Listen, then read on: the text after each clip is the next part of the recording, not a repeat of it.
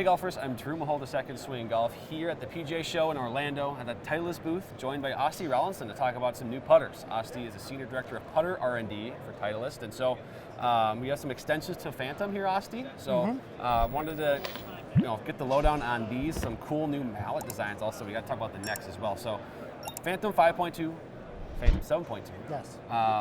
We'll start with 5.2, what you got right there. I mean, where do these even come from, and I guess what's the objective with these and getting them into golfers' hands? Well, mallet designs in general are there to kind of give players, a lot of times they have a little more moment of inertia, more forgiving than a blade putter.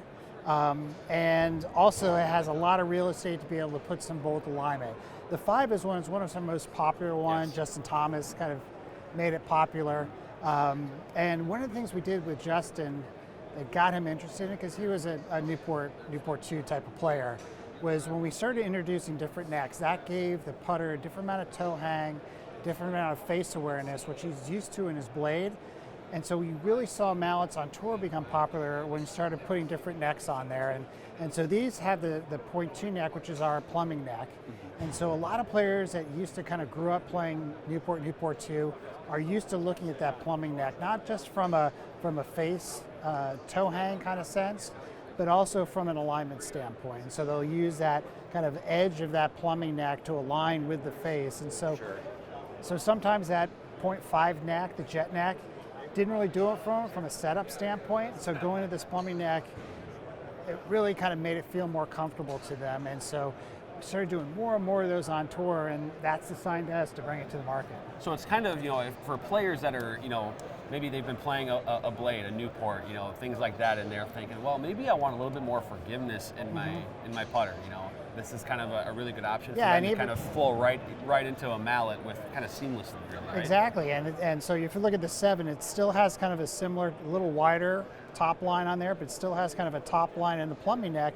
The 7, you get those tracer lines on there, which will really help them align, which you don't get on a blade putter. And so this will help them align and give them that kind of blade type setup and flow to really help them match their stroke.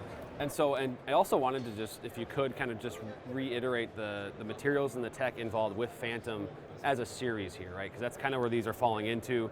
You got a couple different materials that are mixed in here. So could you just go over the materials used here and kind of the technology that golfers will get out of Phantom, and specifically these 2 models? Sure. So 2 materials in this, 303 stainless and aircraft aluminum. Aircraft aluminum, a lot lighter than steel. To make this putter head out of all steel, it's going to be way too heavy. And so you have to bring the second material in to lighten it up. And that enables us to be able to kind of concentrate weight on these fangs, and the 7 on the fangs, creates a little more inertia. And then the aluminum sole plate takes to take weight out of there, so the overall weight of that putter head doesn't get too heavy or lethargic, as Scotty would say. And when we're putting these together, we did a lot of engineering to this to make sure the sound and feel was consistent and proper. And so looking at this, we have thickened up the sole plate compared to previous Phantom lines to make it stiffer and not as ringy, so a little more better sound basically.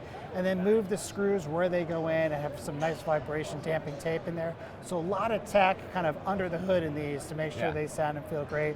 And then this dual milling on there, which kind of finishes off that crisp Scotty Cameron sound. Yeah, still maintaining a lot of what the Scotty Cameron's legacy is on some of that with the soft feel and the milling on the face, while also adding some of the kind of maybe modern technologies to provide some performance there. So with these 2 models, then I know we kind of touched on it already a little bit, but even just getting more of a straight answer from you in this sense, what type of golfers will most likely be fit into Phantom 5.2 and Phantom 7.2 when we're talking about putter fittings at Second Swing this year and beyond? Right.